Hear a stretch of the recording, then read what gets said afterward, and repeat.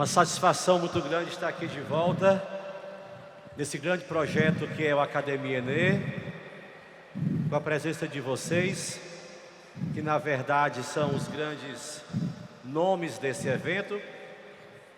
E qual não é a minha honra de ter aqui ao meu lado o grande professor Carlos Davi, grande representante das ciências humanas, não só de história, mas vamos aqui, pessoal, na tarde de hoje tentar socializar com vocês, compartilhar com vocês algumas impressões na parte de história e filosofia que possam servir a vocês nessas provas que farão.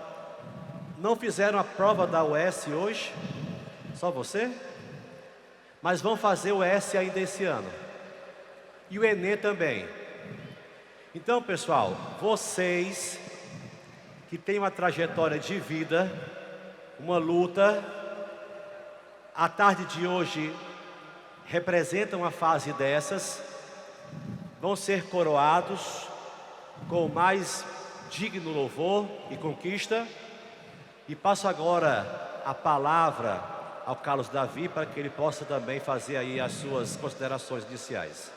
Sérgio, muito obrigado pelo carinho, tá? Muito obrigado pela atenção. Uma boa tarde a todos. Eu quero parabenizar o professor Fábio Frota pela liderança desse projeto, que tem se mantido de forma democrática, de maneira inclusiva, e tem alcançado não só a população de Fortaleza, mas o estado do Ceará.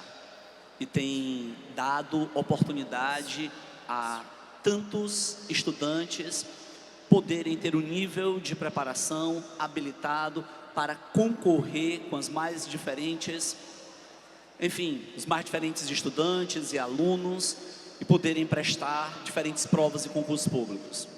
Hoje, eu e o Sérgio, nós iremos tratar dessa conexão que envolve a filosofia e a história, e nós conectaremos Grécia, Roma, o pensamento político, social, a base da civilização ocidental.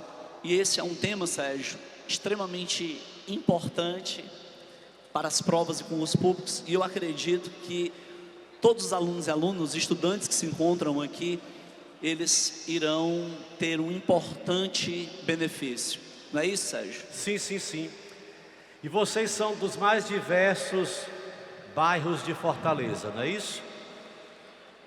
Fortaleza hoje conta com 121 bairros. Penso que vocês provêm aí dos mais diversos. E talvez haja alguém aqui de outra cidade, vizinha. O fato é, pessoal, independentemente de onde você vem, a questão é para onde você vai, não é isso? Então, pessoal, que possa ser, entre outras, a universidade. Gente, se vocês quiserem nos seguir nas redes sociais, os nossos Instagrams são esses, tá? Eu queria sugerir a quem tem canetinha na mão ou celular, digitar aí um número, que é o nosso WhatsApp, e lhe colocar num grupo de humanas, onde eu mando PDFs, eu mando vídeos e áudios para as provas. Interessa? Anotem, por favor. O prefixo é 85. Quer copiar? Bote 85 9 859, botou? 8769 8769 7279. Quer que eu repita? Prefixo 85 9 8769 7279. Aí bote assim, ó, mande uma mensagem para mim, bote academia. Que aí eu vou lhe mandar um link. Aí você entra nos grupos, tá certo? Aí lá eu mando PDF, simulados, áudios, para quem vai fazer Enem e quer tirar em humanas uma boa nota. Foi claro? Pessoal, qual é o tema dessa aula de hoje? Eu gostaria só que você repetisse mais uma vez, só para que possa ser comunicado por meio de Libras. O nosso WhatsApp é 85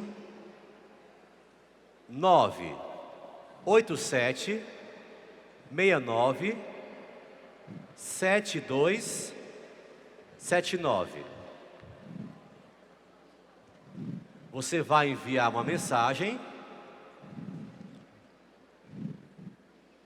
Você vai enviar uma mensagem.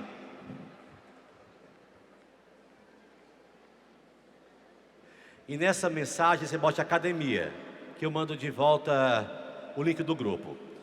Pessoal, então qual é o tema dessa aula de hoje? Anotem, ou acompanhem, né? Na verdade, pelo nosso material. A página, pessoal, é a de número... Consegue um para o Davi, Fábio? Um para o Davi. A página é a 36. 36, pessoal. Aula de História e Filosofia. Gente, quando nós falamos de civilização clássica, falamos de duas grandes civilizações. São elas, Grécia e Roma. Vocês que vão fazer provas, muito em breve, deverão encontrar uma dessas duas civilizações. Quais são elas? Grécia e Roma. Talvez uma ou a outra. O que é que elas têm de semelhantes, além de serem antigas? Elas são escravistas. Falamos aqui de duas civilizações que são escravistas. Mas, professor, as outras civilizações daquela época também não seriam? Egito, Mesopotâmia, Pérsia? Sim, elas tiveram escravos, mas não chegou a ser um modo de produção, como foi na Grécia e na Roma antigas. Agora, pessoal, como é que nas provas, normalmente, referem-se a elas duas? Civilizações clássicas. Já as outras que eu falei, orientais. Então, a aula de hoje, pessoal, é civilização ocidental.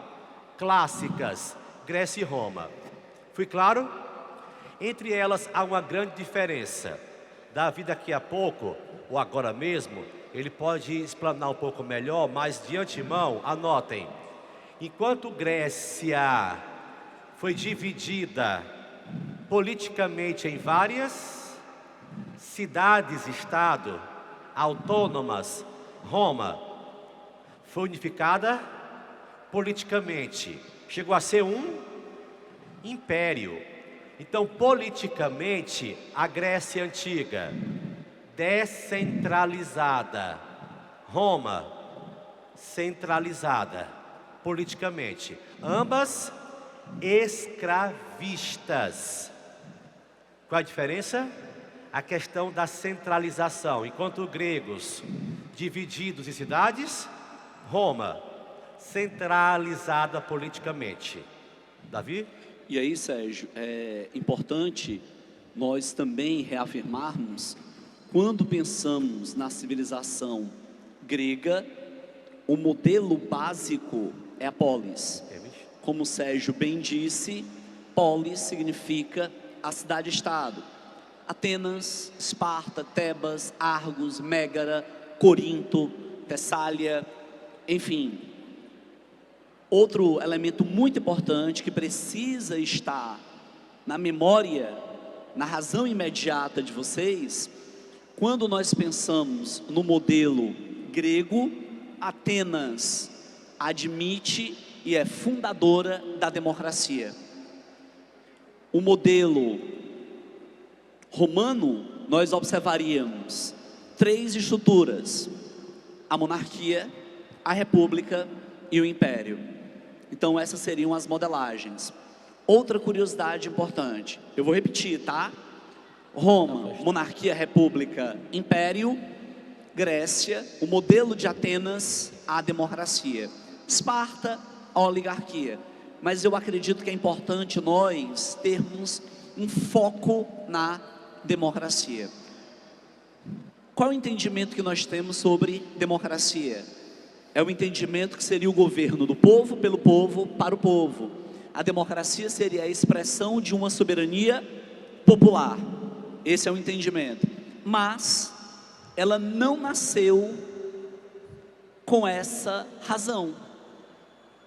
Na realidade, a democracia, quando nasceu em Atenas, por volta ali do século V a.C., ela era excludente. Como assim? A democracia, ela era para homens com maioridade, nascidos em Atenas e filhos de nascidos em Atenas. Em outras palavras, quem estava excluído? Mulheres, estrangeiros, crianças e escravos. Então a democracia ateniense, grega, portanto, quando ela pregava isonomia, todos são iguais perante a lei, todos em questão eram os cidadãos. E os cidadãos eram homens com maioridade, filhos de Atenas, nascidos de filhos, mulheres, crianças, estrangeiros e escravos não participavam. Outro detalhe também muito importante, nós entendermos a analogia entre a democracia grega, clássica, e a democracia atual. Qual seria a analogia? A democracia atual, ela é indireta ou representativa? Nós não tomamos as decisões, nós escolhemos aqueles que tomarão as decisões. Eu vou pedir, Sérgio, que esse time que está aqui, esses homens e mulheres, jovens, essa galera que está aqui conosco, atente bem para essa comparação, porque ela é decisiva para provas e concursos públicos. Vamos lá, mais uma vez. A democracia atual, ela é representativa ou indireta. A democracia ateniense era direta. Era o próprio cidadão que tomava as decisões em praça pública, especificamente a ágora. A democracia na atualidade, ela inclui mulheres, ela inclui crianças e estrangeiros naturalizados. A democracia em Atenas, ela excluía mulheres e crianças, ao mesmo tempo estrangeiros. A democracia atual, ela está diretamente ligada às relações livres, assalariadas de produção.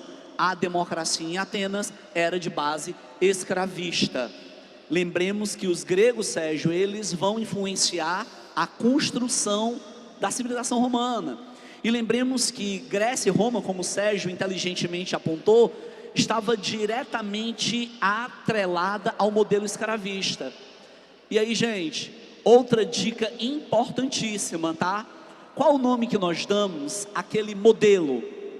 Latifúndio agroexportador, baseado no trabalho escravo. Qual o nome que nós damos? Que se fez presente no Brasil colônia, que estava associado ao mercantilismo português. Qual o nome que nós damos? Plantation. Plantation. Se escreve plantation. Plantation. E aí um detalhe importante, o primeiro modelo na história a desenvolver o plantation foi o modelo romano. Sérgio, o que é que você poderia, por gentileza, nos dizer sobre essa conexão que envolve Grécia, Roma e por que não dizer o pensamento político? Pronto. Pessoal, quando nós estamos falando de Grécia e Roma, é bom salientar que uma das duas vai tomar a outra, militarmente.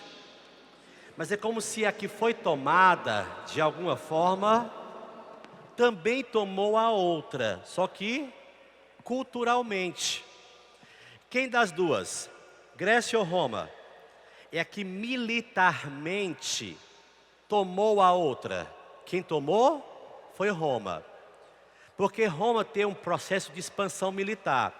Vocês estão vendo no slide ou no material de vocês, acho que na página, para ser mais preciso, 36. Roma, 3 palavrinhas em negrito: monarquia, república e império. Essas são as 3 fases da história romana antiga. Nessa república, Roma começa uma expansão militar e tomou várias regiões vizinhas da própria Itália, o norte da África, por que não dizer praticamente toda a Europa, o que seria hoje o Oriente Médio ou parte dele. Quem foi das duas que formou um império, Grécia ou Roma? Roma. A partir de quando? Da República. Mas o que foi que, por outro lado, Grécia fez com Roma? Influenciou Roma culturalmente. As próprias leis romanas terão influência das leis gregas, foi claro? Os deuses romanos, muitos deles com outros nomes, serão os deuses gregos. Então eu te pergunto, Grécia, de alguma forma, tomou Roma? Sim, talvez, culturalmente. Então, pessoal, uma está numa península, Grécia, outra, numa outra península, Itália. Mas elas duas têm uma relação muito mais forte do que a simples geografia. Pessoal, quando você fala de Grécia, e eu vou voltar aqui alguns slides, tá? Grécia, como Davi brilhantemente falava, é o berço, pessoal, da nossa filosofia. Quando você fala em filosofia, são duas palavras gregas juntas. O que é philos? Amizade. O que é sofia? Sabedoria. Ao pé da letra, amizade, a sabedoria. Qual é a origem? Grega. Além, pessoal, da democracia, além do teatro, entre outras coisas, a Grécia é de alguma forma o berço do nosso pensamento ocidental. E Roma? Gente, Roma é a partir de onde o Império Romano se expande? O cristianismo. A língua da qual nós hoje somos representantes, o português, tem origem no latim. O direito. Quem aqui vai cursar direito? O nosso direito ocidental é de base romano. Então, pessoal, quando eu falo filosofia, presta atenção. Vai que alguém aqui, de repente, Davi, vai cursar história, ou filosofia, sociologia e geografia. Na área de humanas, o que é a coisa mais importante para cada um de nós? O pensamento crítico. Professor, eu quero engenharia. Muito bem. Eu quero medicina. Parabéns. Eu quero qualquer curso que não envolve humanas. Parabéns. Mas por que é que você não pode se furtar a estudar humanas? Porque independentemente do que você venha fazer, você será um cidadão com senso crítico. A propósito, a palavra cidadania tem raiz grega ou polis, porque o cidadão é quem pertence a polis, não é isso? Pessoal, nessa página de número 36 ainda, dizemos que a filosofia antiga tem duas fases. Quais são elas? A clássica e a helenística. Qual é a diferença? Onde é que você colocaria Platão e Aristóteles? É clássica. Já ouviram falar em estoicismo? Vixe, pessoal, estoicismo. Olha, numa época de ansiedade e outros dilemas emocionais, é a corrente. Solte o estoico que há em você e enfrente os problemas da vida com mais tranquilidade. Estoicismo é helenística. Então, pessoal, Davi falava há pouco que a Roma antiga tem uma base política muito forte, não é isso? Ô pessoal, eu sei que a expressão que eu vou usar não é muito didática, tá bom? O ideal é falar aprender. Mas às vezes, na aprendizagem, como memória é essencial, acho que vale a pena você pensar assim: vou gravar, vou decorar, decoração. 3 palavrinhas: monarquia, república e império. Elas são o que, pessoal? As 3 fases da história romana antiga. Quando eu falo em Roma, vocês concordam que Roma é uma cidade? Capital da Itália. Como é que chamam Roma? A cidade eterna. Para muitos, Roma seria talvez o maior museu a céu aberto do mundo. Passear em Roma, nas ruas de Roma, é pisar em muita história. Onde é que os primeiros cristãos, ou parte deles, foram martirizados? No Coliseu? Queimados vivos? Crucificados vivos? Pessoal, na República, aquela cidade se expandiu até virar um império. Nesse império vai entrar a filosofia. Acabei de falar, qual é ela? O estoicismo.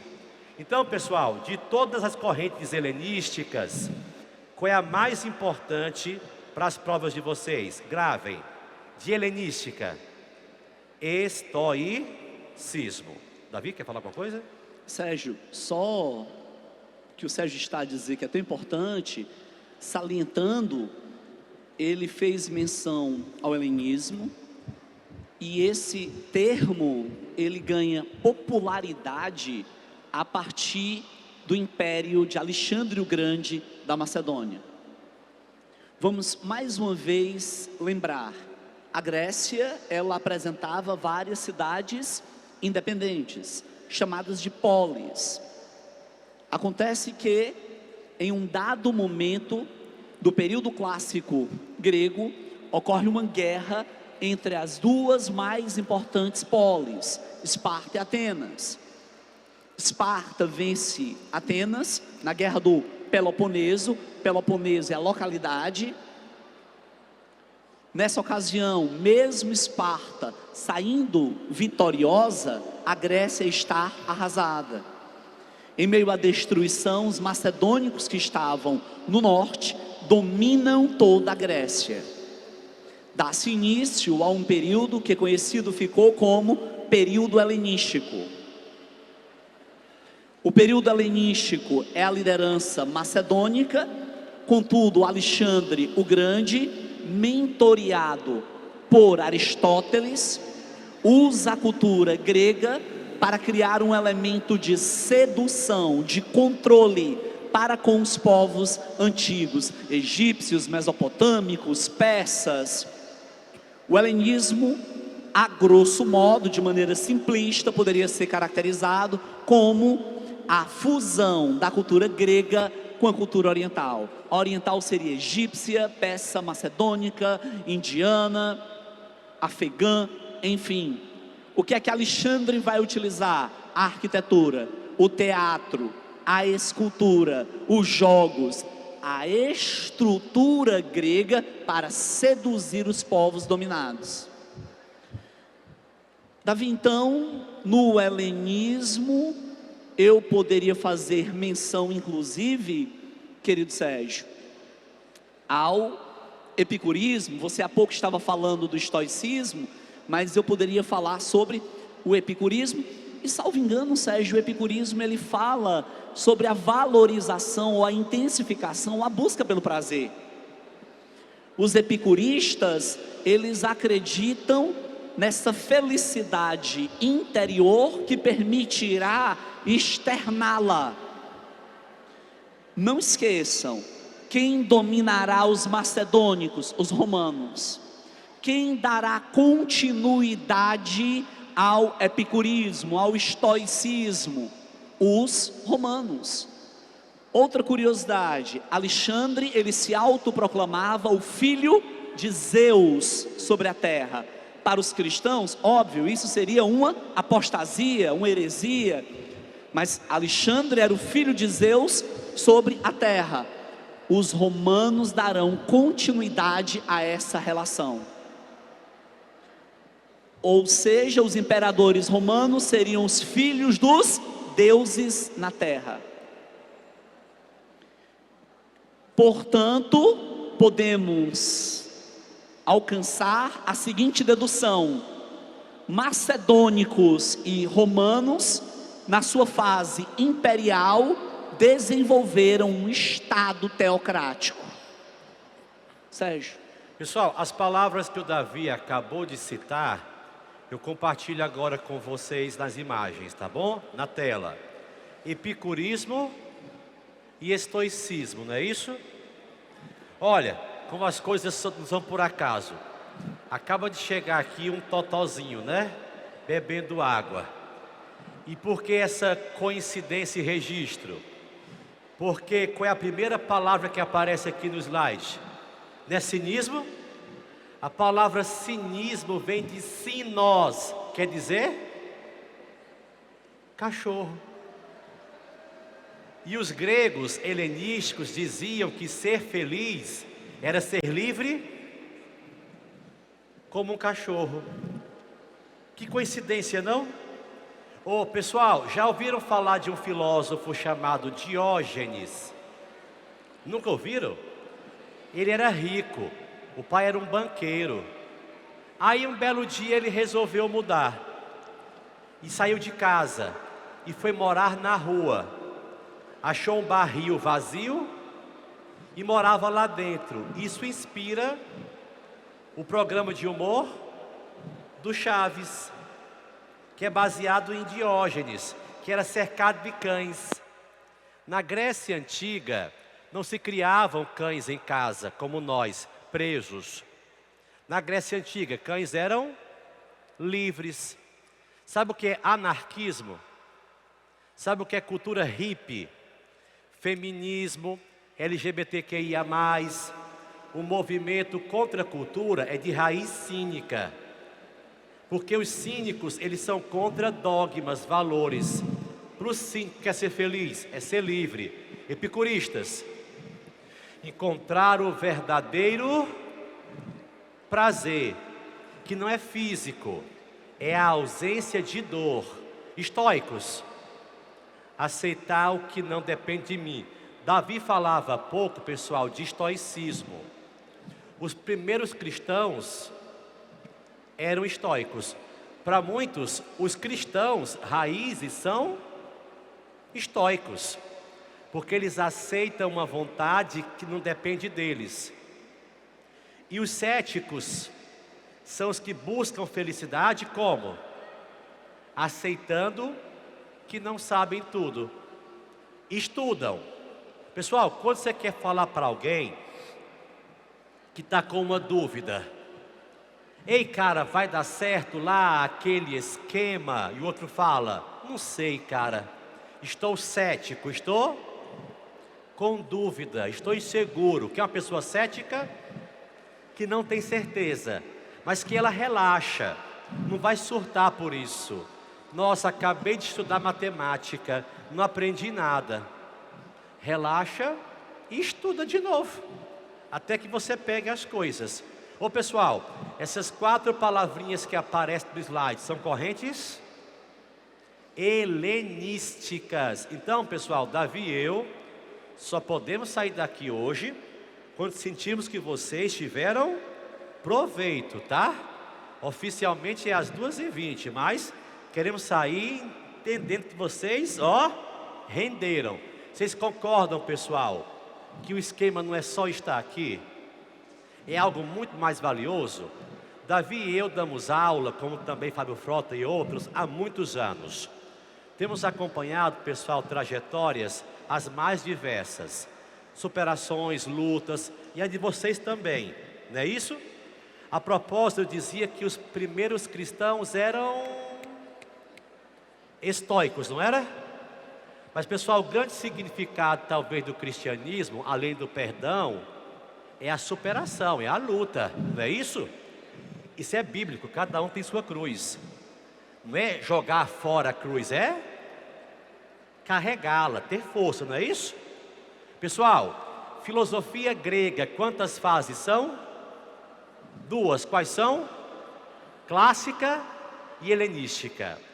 Pessoal, mas antes de avançar, Davi falava que na fase clássica houve uma guerra. Você concentrou, gravou que foi a guerra que ele falou, guerra do Peloponeso. Mas antes dessa guerra, Davi, não houve uma outra guerra? Entre os gregos Salvo engano, e os persas? persas. Seriam as guerras médicas. Por favor. As guerras médicas, elas foram guerras entre gregos e persas. Foram várias microbatalhas. Nós poderíamos citar Maratona, Plateia, Salamina. Poderíamos também citar a Batalha do Chipre. Várias microbatalhas. Qual era a razão de acontecer? Os persas pretendiam ampliar sua estrutura imperial e alcançar a região dos Balcãs, que corresponderia à Grécia. E os persas, eles tinham interesse em dominar a bacia do Mediterrâneo Oriental e ter o controle do mar Egeu.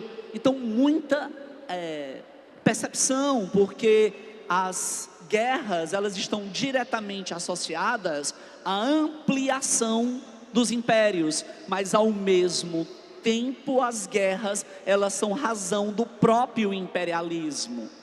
O Sérgio, ele fala, de uma maneira sábia, com muita inteligência, sobre a filosofia clássica, e posteriormente ele faz menção sobre o desenvolvimento dessa filosofia, mas é importante nós reafirmarmos qual o significado de clássico. Quando eu digo cultura clássica, música clássica, fundamento, fundamental. Então a filosofia clássica, ela dialoga com o universo metafísico, não é isso, Sérgio? E com o universo político, e ela está muito fortemente conectada com o pensamento grego, mas essa filosofia clássica influenciará a construção da República Romana e ao mesmo tempo do Império Romano, e chegará aos nossos dias. E chega aos nossos dias na transição do medievo para o mundo moderno, quando os portugueses alcançarão lá no século XVI, não só a conquista do Brasil, mas o seu processo de colonização. Então não esquecer, filosofia, como o Sérgio muito bem disse, filo está diretamente associado à amizade, ao amor, zofia, à sabedoria. Então seria a intimidade para com a sabedoria, e sabedoria não é só conhecimento.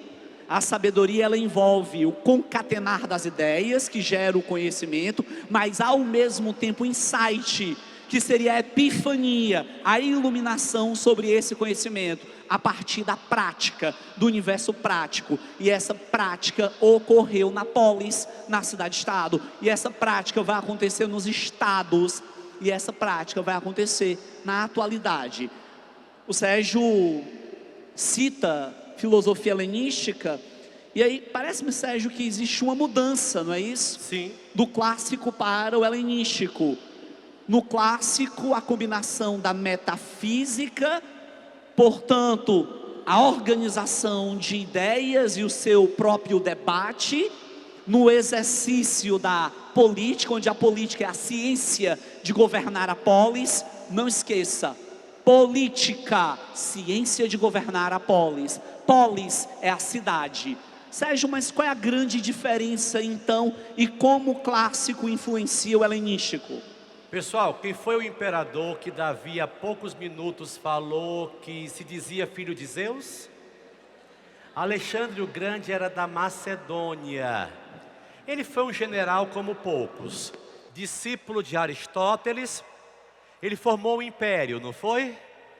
Quando Alexandre formou o império, não fazia mais sentido haver polis, pelo menos aquela coisa de o homem ir para a praça, debater leis. Por isso, pessoal, que essa fase helenística é mais individualista. Pessoal, grava. Por que é que a fase helenística é mais focada no indivíduo? Porque não faz mais sentido o cidadão ir para a praça, debater leis. Alexandre não quer isso. Alexandre só quer uma coisa: pague seus impostos e vá buscar ser feliz. Outra coisa, pessoal, na fase clássica, como Davi falou, o foco é metafísica. Por que que na helenística não mais? Porque é uma profunda influência oriental, que não é tão focada assim nesse campo paralelo. Então, a fase helenística é híbrida. A clássica é mais grega, ou quase só grega. A helenística é greco-oriental. Então existe muita influência da cultura persa, babilônica, egípcia. Sérgio, eu acho que um detalhe importante, quando o Serginho falou sobre a filosofia clássica e ele orienta a metafísica e política, nós lembramos da cidadania.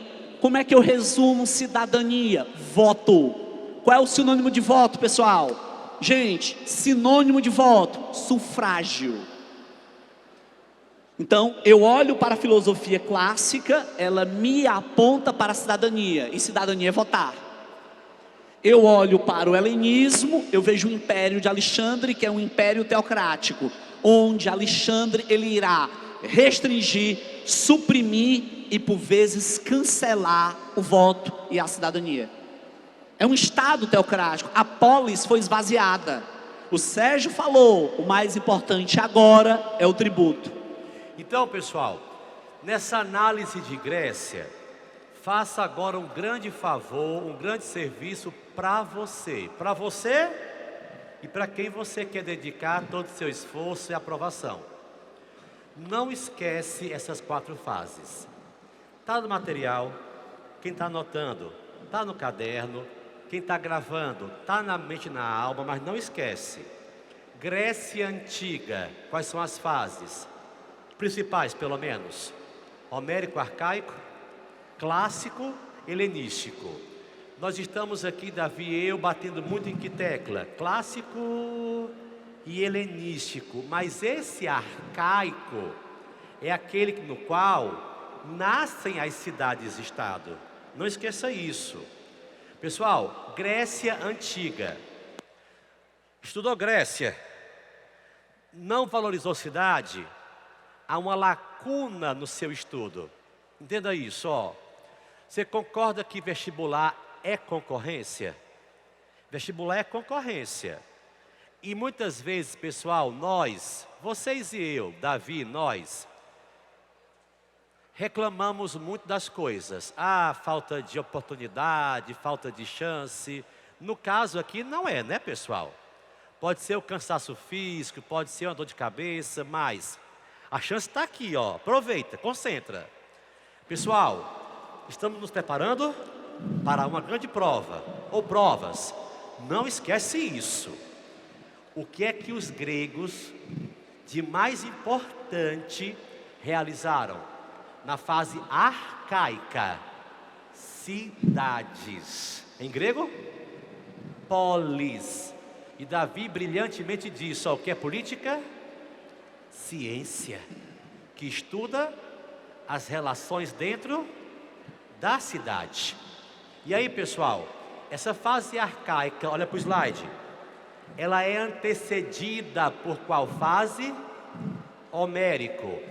Conseguiriam repetir em voz alta as 4 fases para fixar?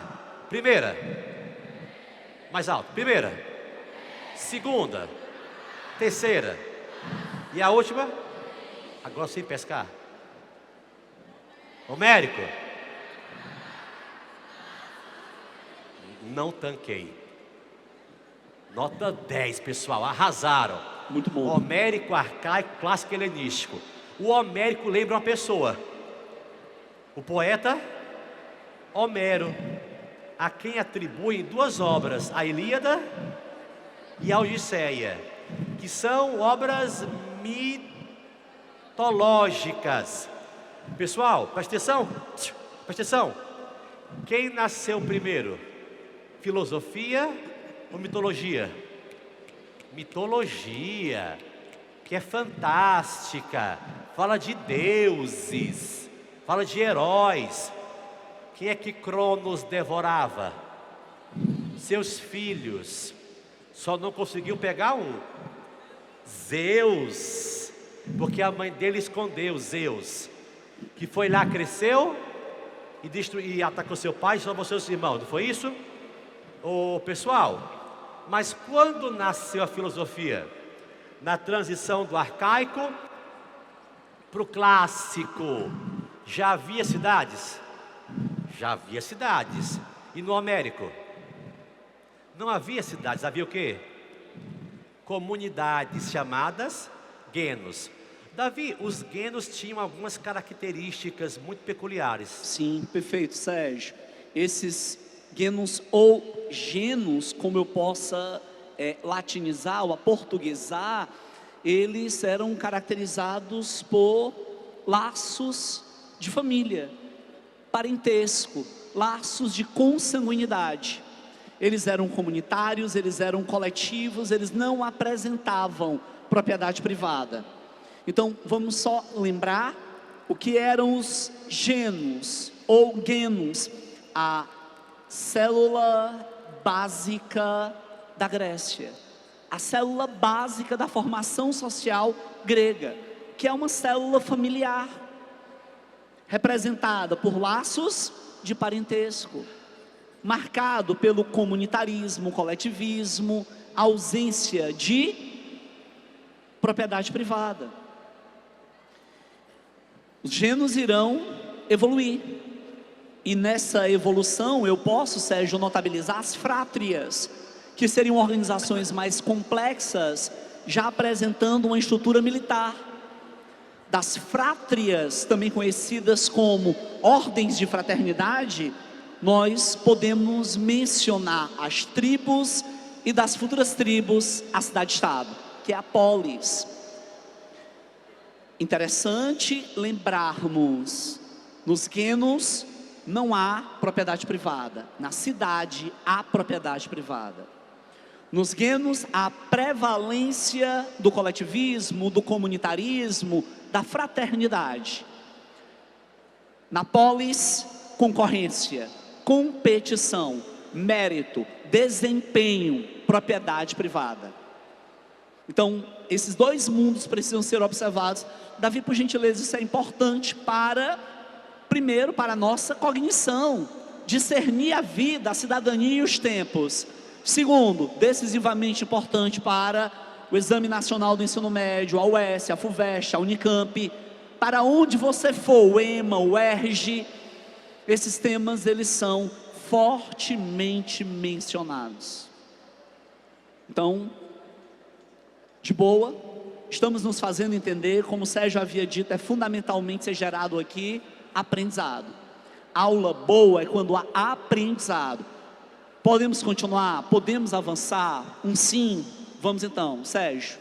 Então, pessoal, Grécia Antiga, Homérico Arcaico, Clássico, Helenístico. Agora foca em Roma, concentra. Roma são 3 períodos: monarquia, república, império. Monarquia, república, sem pescar. Pronto. Gente, haverá um momento em que você não só vai lembrar no automático, você vai conseguir contextualizar as questões. Nós, professores de cursinhos, deveremos hoje mais tarde reunirmos-nos para analisarmos, debatermos como foi essa prova da UES hoje. Como sempre fazemos, de Enem e outros vestibulares.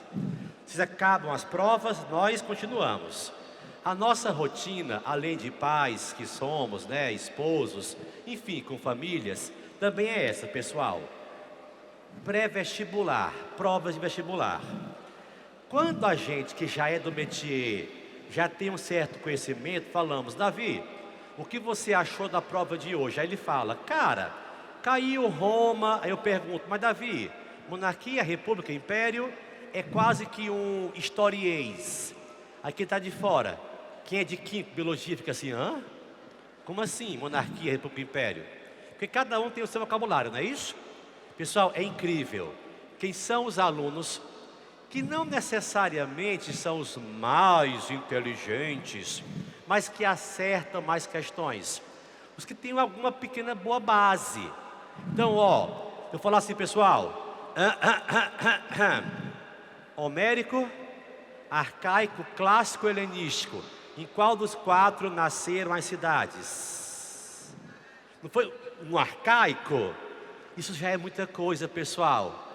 Agora eu pergunto, há possibilidade de encerrar essa aula um dia, 2 depois esquecer isso? Por isso que é importante fazer exercício, pessoal. E daqui a pouco faremos, tá bom? Mas entenda, você vai chegar aonde você quiser, com a condição, qual? Se você quiser, tá bom? Vamos lá, pessoal. Então é o seguinte, na Roma Antiga, a monarquia é quando Roma foi uma cidade, uma città. Depois ela se expande na república, que Maquiavel tanto elogia. E depois ela foi o império. Esse império, pessoal, entrará em decadência lá pelo século 3, mais ou menos. Grava, século 3. Se eu não colocar AC, subentende que é depois de Cristo. Se for antes, tem que colocar AC, concorda? Quando foi que o Império Romano começou a entrar em crise? No século 3. Então eu te pergunto, o cristianismo já existia por essa época, mais ou menos? Século 3. Grosso modo sim, né? Cristo já tinha passado por aqui, os apóstolos também. Onde é que os cristãos muitas vezes estavam? Sei lá, de repente escondendo por aí? Engraçado, pessoal. Cristo será, Davi, crucificado. E a crucificação na Roma Antiga, para quem não sabe, era uma espécie de castigo para malfeitores, para criminosos fora da lei. Pessoal, olha como é que Cristo e os cristãos eram encarados à época, né? Mas o Império Romano, depois, ele vai simpatizar com o cristianismo. Por quê? Porque ele percebeu, o Império Romano, quando mais perseguia cristãos, mais eles cresciam e aumentavam. Porque as palavras de Cristo seduziam, calavam, principalmente os marginalizados. Mulheres, escravos, não é isso? O que é que os escravos acreditavam? Que quando morressem, seriam livres. E as mulheres, iguais. Então, pessoal, as palavras de Cristo trazem igualdade, liberdade. Sérgio, falando sobre o cristianismo, e aí eu vou apenas, ratificar, confirmar. O cristianismo, Sérgio, passou a ser, em um primeiro momento, uma ameaça para Roma. Os cristãos monoteístas, Roma politeísta. Os cristãos pregam amor ao próximo. Quem ama o seu próximo não pode escravizá-lo. Então o cristianismo abolicionista. E a base econômica de Roma estava na exploração do trabalho escravo. O cristianismo prega amar a Deus sobre todas as coisas e o próximo como a ti mesmo. Como tu dizes que ama a Deus sobre todas as coisas? Aquele o qual tu não vê e tu odeias o teu próximo que tu vês. Quem ama o seu próximo não pode escravizá-lo. Quem ama o seu próximo não pode levá-lo para as guerras. Então o cristianismo, Sérgio, apregoa o abolicionismo e a desmilitarização. Os cristãos passaram a ser odiados por Roma. E aí o Sérgio disse, com muita genialidade, que os romanos acabaram se convertendo ao cristianismo, porque eles perceberam que à medida que os cristãos morriam, eles eram eternizados como heróis, como mártires. O Império Romano não tem uma outra solução, uma outra saída, a não ser, se eu não venço o meu inimigo, eu vou me juntar a ele. Eles se juntam aos cristãos. E é óbvio que o Império Romano colapsará, e o colapso do Império Romano está ligado à corrupção dos imperadores, à anarquia militar. Os generais não queriam mais derramaram o sangue de seus soldados para sustentar uma cúpula, um estamento de patrícios, aristocratas e imperadores que tinham uma vida de deboche, voltada para a luxúria, voltada para o gasto demasiado intenso de recursos públicos. Então os generais deixam de respeitar e obedecer à hierarquia dos imperadores e do próprio Senado. Os generais agora irão criar os seus próprios micro-reinos, liderando ex-plebeus e ex-escravos. E aí nós temos a gênese do próprio feudalismo.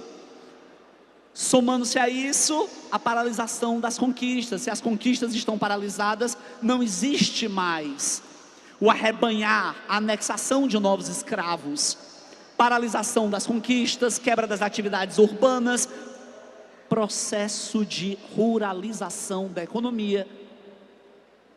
Roma já estava em colapso, os bárbaros invadem. Sérgio, qual o próximo momento de relevância para esse encontro que nós estamos tendo com esse time, essa galera aqui?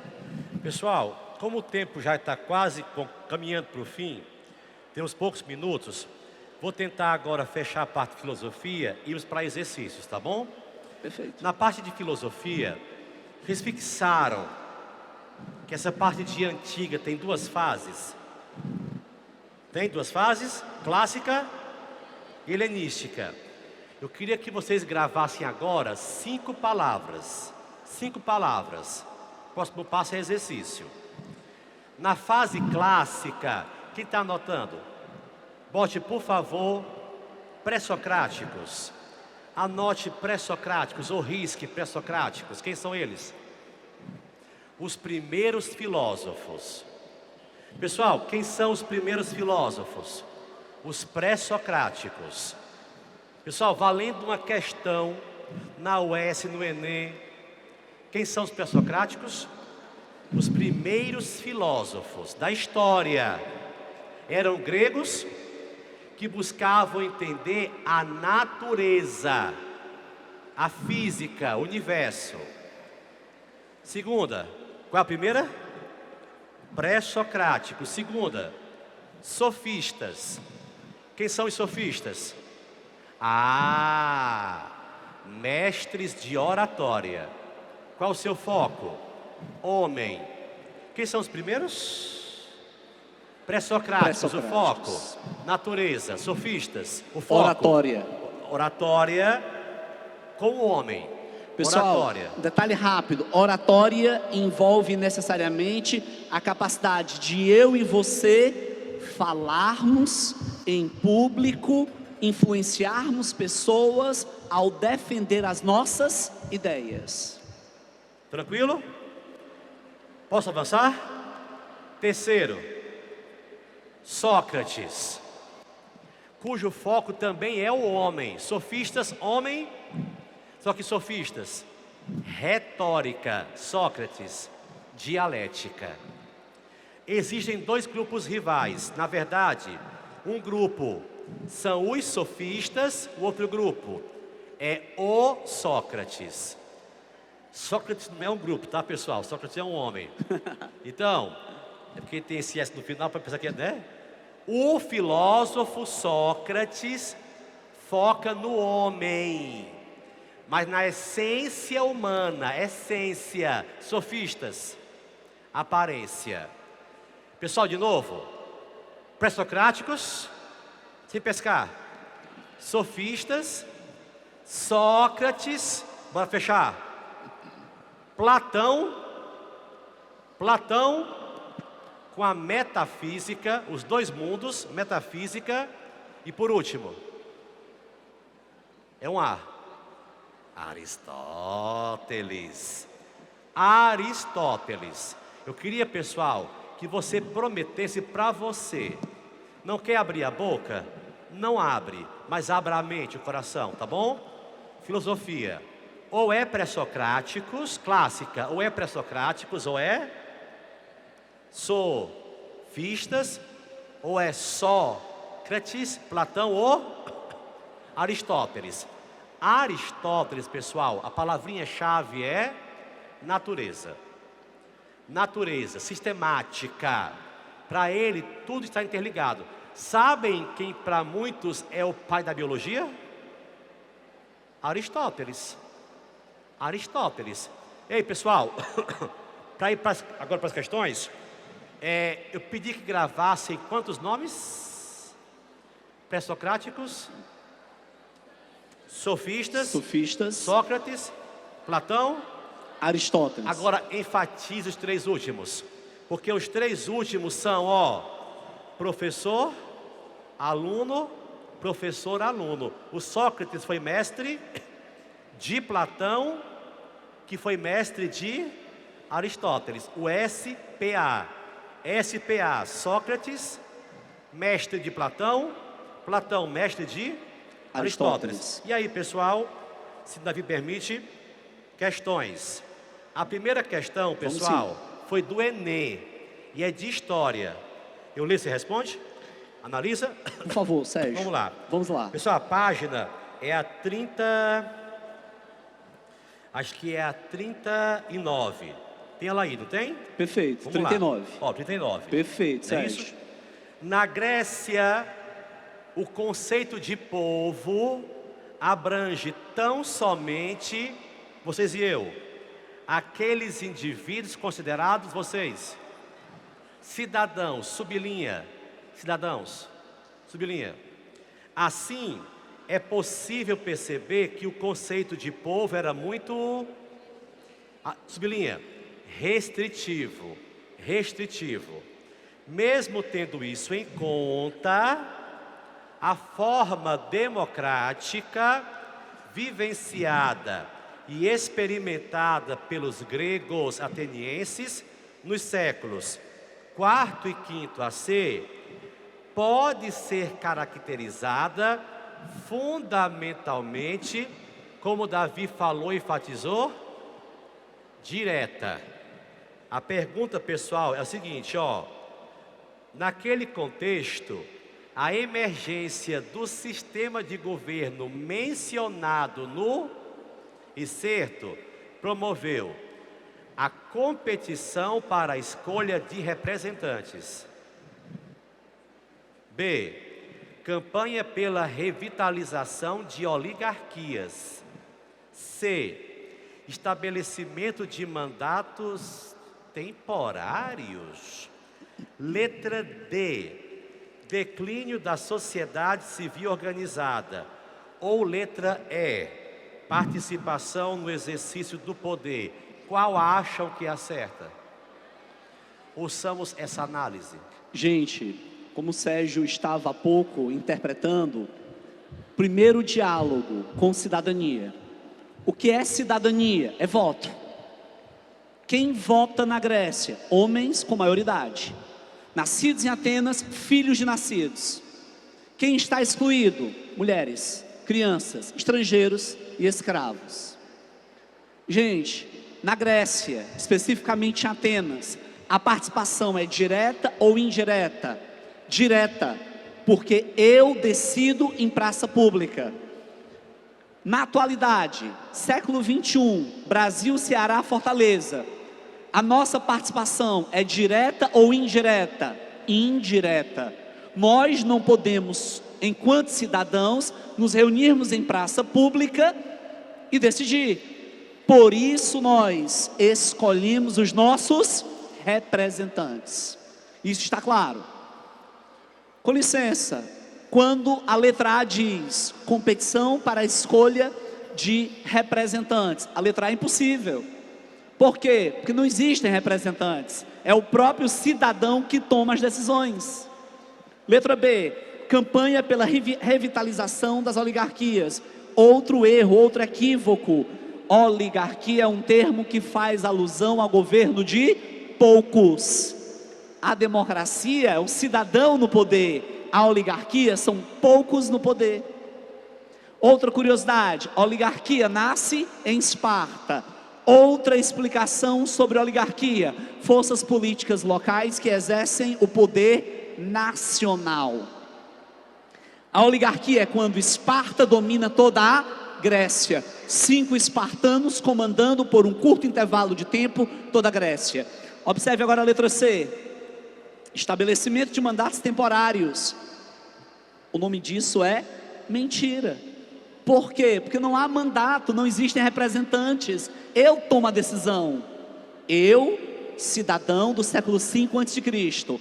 Letra D. Declínio da sociedade civil organizada é outro erro grosseiro, é outro equívoco. Por quê? Porque quando nós falamos de sociedade civil organizada, ela não está em declínio, ela está em ascensão.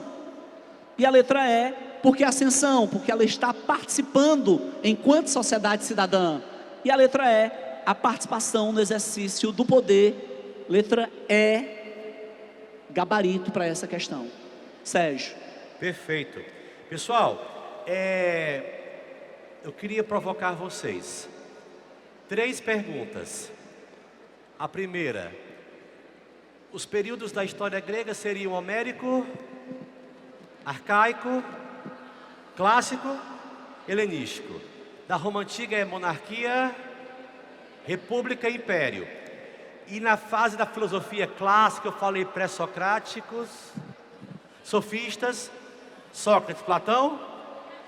Qual dos 5 é mestre de oratória? Questão 2. Sofistas. Questão 2. A questão 2, pessoal, é sobre sofistas.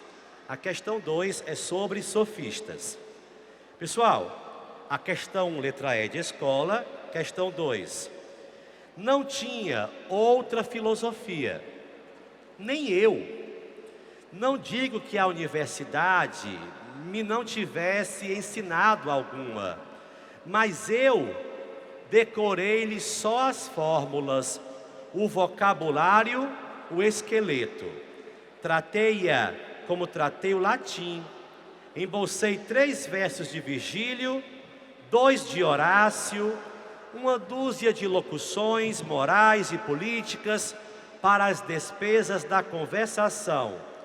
Tratei-os como tratei a história e a jurisprudência. Colhi de todas as coisas a fraseologia, a casca, a ornamentação. Pessoal, sabem de onde foi essa questão? Do Enem recente, de novembro passado, pouquíssimos meses. De quem é o texto? De Machado de Assis. Qual é o livro? Memórias Póstumas de Brás Cubas. Ele está falando, pessoal, que ele se importou muito com a fala e pouco com a filosofia. Então, pessoal, vamos lá. Me ajudem. A descrição crítica do personagem de Machado de Assis assemelha-se às características dos sofistas, contestados pelos filósofos gregos daquela época. Por quê, pessoal? Porque os sofistas, letra A, se mostravam alinhados à elaboração, trabalho conceitual de entendimentos. B, utilização persuasiva do discurso. Davi deu a resposta há pouco, né? Letra C, narração alegórica de poetas rapssodos.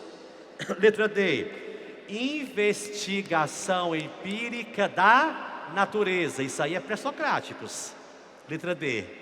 Letra E, expressão pictográfica da polis. Qual seria a certa? Para passar. Letra B de bondade, B de bola.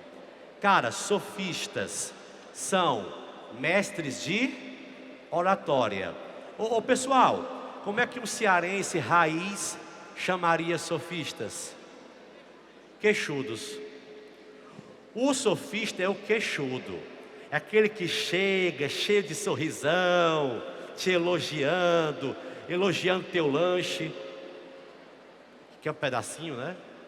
Então, pessoal, sofista, ele é o ancestral dos advogados. Ele é relativista. Sofista é aquele, pessoal, para quem não há uma verdade, porque existem pontos de vista. Fui claro? Quem foi que eu pedi que gravassem depois deles?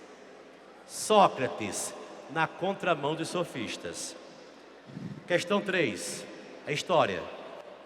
Perfeito. Tá. Gente, a questão 3. Com efeito até a destruição de Cartago. Curiosidade, Cartago, atual Tunísia, norte da África, mar Mediterrâneo. Cartago, uma das mais importantes colônias fenícias. Qual é a dinâmica de Cartago? Especiarias, ouro, prata, mas um produto chamado de pune ou murex. Um molusco, pessoal, um molusco que quando triturado, ele eliminava a coloração púrpura utilizada na tinturaria de tecidos. E aí vem mais uma curiosidade. Cartago, importante colônia fenícia. Cartago, um importante império comercial no Mediterrâneo. Cartago vai produzir roupas para os nobres romanos. Com efeito até a destruição de Cartago, o povo e o senado romano governavam a república em harmonia e sem paixão. E não havia entre os cidadãos luta por glória ou dominação. O medo do inimigo mantinha a cidade no cumprimento do dever. Mas assim que o medo desapareceu dos espíritos, introduziram-se os males pelos quais a prosperidade tem predileção, isto é, a libertinagem e o orgulho. Pessoal, Roma vencerá Cartago nas famosas guerras púnicas. Roma dominará a bacia do Mediterrâneo Ocidental, posteriormente todo o Mediterrâneo. Roma, na República, se transforma em um império marítimo comercial muito fortemente orientado pelo regime escravista, que vai compor o plantation, latifúndio agroexportador escravista. O acontecimento histórico mencionado no texto de Salúcio, datado de 1º a.C., aquele momento inicial, transição da república para o império, manteve correspondência com o processo de, letra A, demarcação de terras públicas. Equívoco, a República Romana agora é um império que avança de forma transcontinental, da Europa para a África, da Europa para a África, da África para a Ásia. Então, não é o demarcar, é a ampliação das terras. B, imposição da escravidão por dívida, outro equívoco. Por que, Davi? Porque a escravidão por dívida, ela cairá por volta do século V a.C. em Roma, por meio de uma lei chamada de Lei Licínia, com L, Licínia. Então, a letra B é um equívoco. Letra C, restrição da cidadania por parentesco, uma curiosidade. À medida que Roma avançava da república para o império, plebeus ricos casavam-se com patrícios e dava-se origem a uma classe chamada de nobilitas ou notáveis, divididos entre os administradores das províncias recém-conquistadas, chamados de cavaleiros, e os cobradores de impostos em nome de Roma, chamados de publicanos. Então, essa centralidade no parentesco já não mais será decisiva. Inclusive, no Império, homens judeus, Sérgio, poderiam comprar o quê? Cidadania. Letra D, restauração de instituições ancestrais.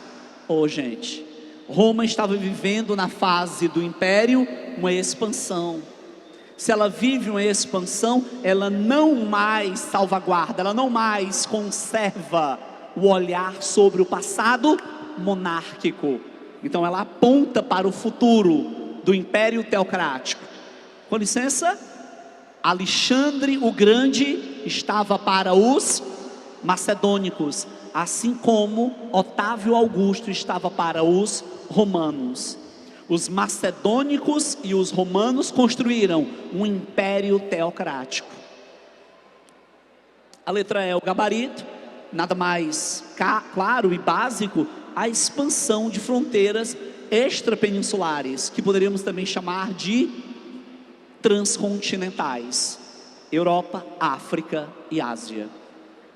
Gabarito é de eu vou passar. É isso aí. Vamos, pessoal. Questão 4 e penúltima. Estamos quase encerrando, pessoal.